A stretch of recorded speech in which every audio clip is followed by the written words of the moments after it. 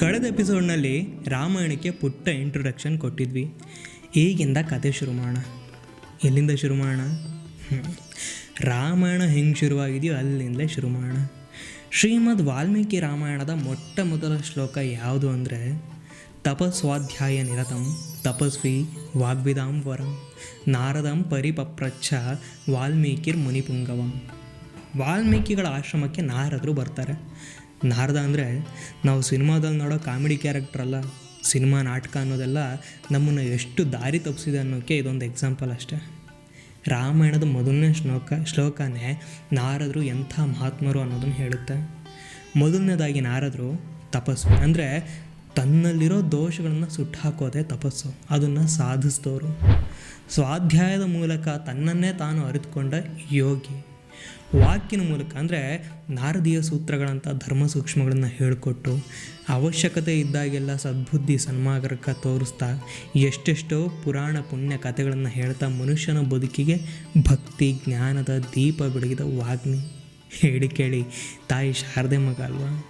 ಅಂಥ ಮಹಾತ್ಮ ನಾರದರನ್ನು ವಾಲ್ಮೀಕಿಗಳು ಒಂದು ಪ್ರಶ್ನೆ ಕೇಳ್ತಾರೆ. ಆ ಪ್ರಶ್ನೆ ಏನು ಅನ್ನೋಕ್ಕೂ ಮುಂಚೆ ಅವ್ರು ಕೇಳಿದ ವಿಧಾನ ನೋಡಿ. ಪರಿಪಪ್ರಚ್ಛ, ವಿವರವಾಗಿ ಉತ್ತರ ಕೊಡಿ ಅನ್ನೋ ಹಾಕಿ ಕೇಳ್ತಾರೆ. ಏನಂತ? ಕೋನ್ವಸ್ಮಿನ್ ಸಾಂಪ್ರತಂ ಲೋಕೆ ಗುಣವಾನ್ ಕಶ್ಚ ವೀರ್ಯವಾನ್ ಧರ್ಮಜ್ಞಶ್ಚ ಕೃತಜ್ಞಶ್ಚ ಸತ್ಯವಾಕ್ಯೋ ದೃಢವ್ರತ ಅಂತ.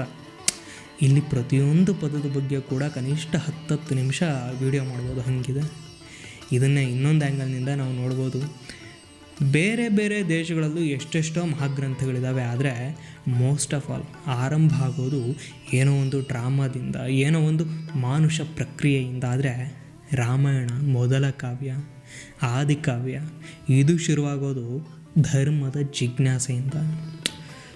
ಇದೊಂದು ಸಂಗತಿ ಸಾಕು ಭಾರತ ಯಾವತ್ತಿದ್ರೂ ತತ್ವಶಾಸ್ತ್ರ ಧರ್ಮದರ್ಶನಕ್ಕೆ ಮೊದಲ ಆದ್ಯತೆ ಕೊಡುತ್ತೆ ಅಂತ ಹೇಳೋದಕ್ಕೆ.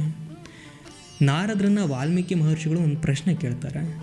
ಜಗತ್ತಲ್ಲಿ ಈಗ ಕೋನ್ವಸ್ಮಿನ್ ಸಾಂಪ್ರತಂ ಲೋಕೆ, ಸಾಂಪ್ರತಂ ಅಂದರೆ ಅಟ್ ಪ್ರೆಸೆಂಟ್ ಈ 16 ಕ್ವಾಲಿಟಿ ಇರೋ ವ್ಯಕ್ತಿ ಇದ್ದಾರಾ ಅಂತ ಪ್ರಶ್ನೆ. ಆ 16 ಗುಣಗಳ ಲಿಸ್ಟೇ ಕೊಡ್ತಾರೆ. ಸಭ್ಯಸ್ಥ ಸಜ್ಜನ ಮಾತ್ರ ಅಲ್ಲ, ಗುಣವಾನ್ ವೀರ್ಯವಾನ್, ಅಂತಃಶಕ್ತಿ ಬಹಿಶಕ್ತಿ ಎರಡೂ ಸಮವಾಗಿರಬೇಕು. ಯುದ್ಧ ಭೂಮಿಯಲ್ಲಿ ಮಾತ್ರ ವೀರನಾಗಿರೋದಲ್ಲ, ಧರ್ಮದಿಂದ ಬಾಳೋದ್ರಲ್ಲೂ ಧೈರ್ಯ ತೋರಿಸ್ಬೇಕು.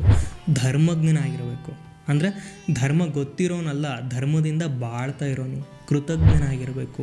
ಯಾರು ಏನೇ ಸಣ್ಣ ಉಪಕಾರ ಮಾಡಿದರೂ ಮರಿಬಾರ್ದು. ಸತ್ಯವಾಕ್ಯ, ಸತ್ಯವನ್ನೇ ಹೇಳೋನು. ದೃಢವ್ರತ, ಒಂದು ಸರಿ ನಿರ್ಧಾರ ಮಾಡಿದ ಮೇಲೆ ಅದನ್ನು ಸಾಧಿಸಿ ಗೆಲ್ಲೋನು. ಚರಿತ್ರೇಣ ಯುಕ್ತ, ದೋಷವಿಲ್ಲದ ಜೀವನ ಕಳೆದವನು. ಸರ್ವಭೂತ ಹಿತ, ಬರೀ ಮನುಷ್ಯರಿಗಷ್ಟೇ ಅಲ್ಲ ಎಲ್ಲ ಪ್ರಾಣಿಗಳಿಗೂ ಒಳ್ಳೆಯದನ್ನೇ ಬಯಸೋನು ಅಂದರೆ ಆತ್ಮಜ್ಞಾನ ದೊರೆತವನು ಅಂತ ಅರ್ಥ. ವಿದ್ವಾನ್ ಅಂದರೆ ಶಾಸ್ತ್ರ ಗ್ರಂಥ ಕಲಿತವನಂತ ಅಷ್ಟೇ ಅಲ್ಲ, ಏನನ್ನ ತಿಳ್ಕೋಬೇಕು, ತಿಳಿದಿದ್ದನ್ನು ಹೇಗೆ ಅಪ್ಲೈ ಮಾಡಬೇಕು ಅಂತ ಗೊತ್ತಿರೋನು. ಜ್ಞಾನ ಮತ್ತು ವಿವೇಕ ಇದೆರಡರ ಬಗ್ಗೆ ತಿಳಿದವನು. ಸಮರ್ಥ, ಬರೀ ಧರ್ಮಜ್ಞಾನ ಇರೋದಲ್ಲ, ಅದರ ಅನುಷ್ಠಾನ ಮಾಡೋ ಸಾಮರ್ಥ್ಯ ಇರೋನು. ಈಗಿನ ಭಾಷೆಯಲ್ಲಿ ಹೇಳೋದಾದರೆ leadership plus execution and crisis handling, ಇದನ್ನೆಲ್ಲ ಮಾಡೋದು ಹೇಗೆ ಅಂತ ಗೊತ್ತಿರೋನು. ಏಕಪ್ರಿಯ ದರ್ಶನ, ಒಂದು ಸಲ ನೋಡಿದರೂ ಸಾಕು ಹೃದಯಕ್ಕೆ ಹತ್ರ ಆಗೋ ಅಂಥವನು. ಯಾರು ನೋಡಿದ್ರೆ ಮನಸ್ಸಲ್ಲಿ ಆನಂದವಾಗುತ್ತೋ ಪ್ರೀತಿ ಹುಟ್ಟುತ್ತೋ ಅಂಥವನು. ಆತ್ಮವಾನ್, ಆತ್ಮ ಜಾಗೃತಿಯಾಗಿ ಯೋಗ್ಯ ಆದವನು. ಜಿತಕ್ರೋಧ, ಕೋಪ ಇರಬೇಕು ಆದರೆ ಅದನ್ನು ಗೆದ್ದಿರಬೇಕು. ದ್ಯುತಿಮಾನ್, ದ್ಯುತಿ ಅಂದರೆ ಬೆಳಕು, ಕಾಂತಿ. ಇಲ್ಲಿ ವಾಲ್ಮೀಕಿಗಳು ಹೇಳ್ತಾ ಇರೋದು ಹೊರಗಿನ ಬೆಳಕಲ್ಲ, ಅಂತರಂಗದ ಬೆಳಕು, ಆತ್ಮಕಾಂತಿ, ಜ್ಞಾನಕಾಂತಿ. ಅನಸೂಯಕಃ, ಒಬ್ಬರನ್ನು ನೋಡಿ ಹೊಟ್ಟೆ ಉರ್ಕೊಳ್ಳದೇ ಇರೋನು, ಮತ್ತೊಬ್ಬರ ತಪ್ಪನ್ನು ಹುಡುಕದೇ ಇರೋನು.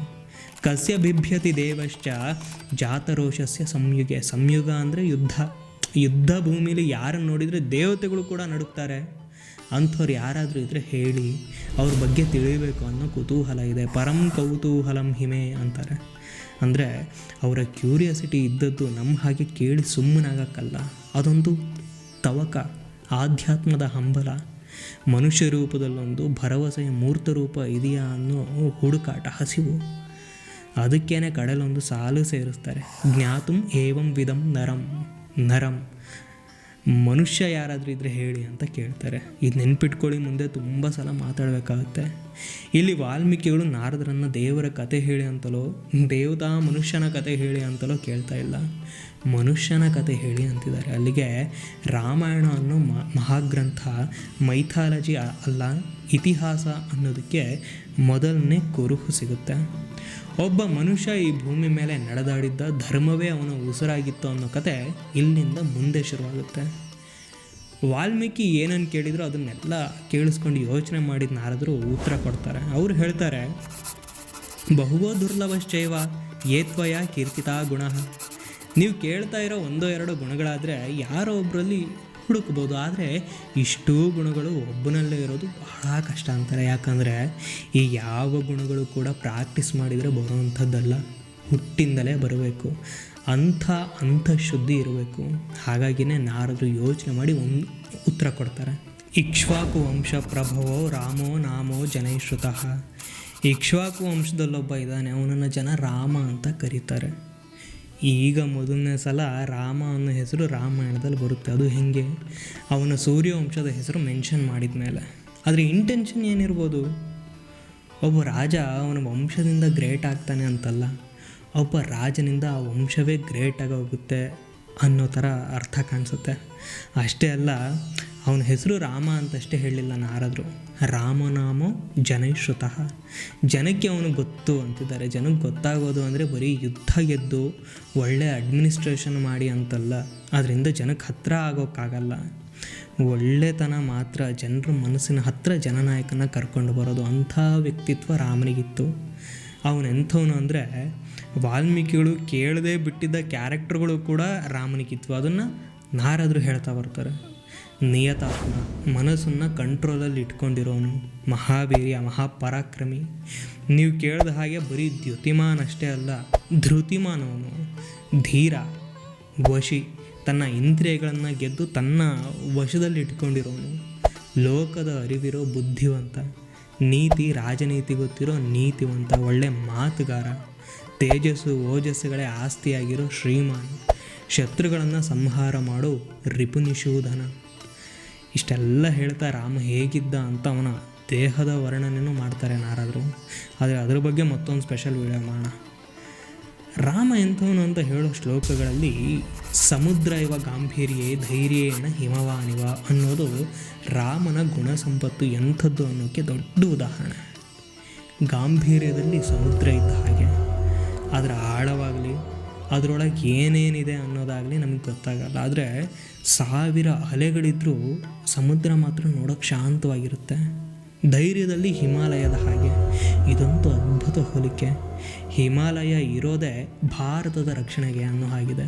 ರಾಮನು ಅಷ್ಟೇ, ಹಿಮಾಲಯದಷ್ಟೇ ದೃಢ, ಅದರಷ್ಟೇ ಎತ್ತರ, ಅಷ್ಟೇ ಪುರಾತನ, ನಿತ್ಯನೂತನ, ಸನಾತನ.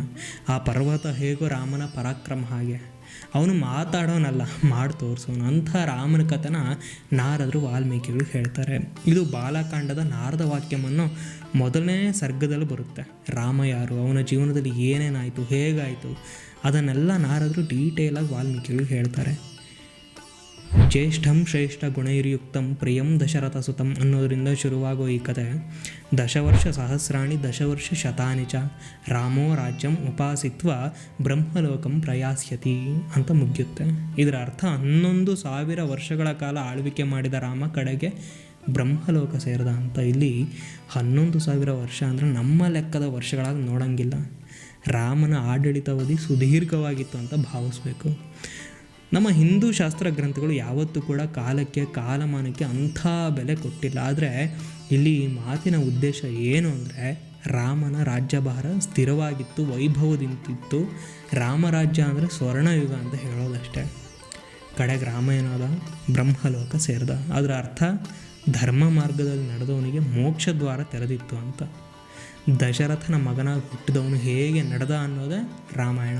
ಈ ರಾಮಾಯಣ ಅನ್ನೋ ಮಹಾವೃಕ್ಷದ ಬೀಜನ ವಾಲ್ಮೀಕಿಗಳ ಮನಸ್ಸಲ್ಲಿ ಬಿತ್ತಿ ನಾರದರು ಆಕಾಶ ಮಾರ್ಗದಲ್ಲಿ ದೇವಲೋಕಕ್ಕೆ ತೆರಳಿದರು.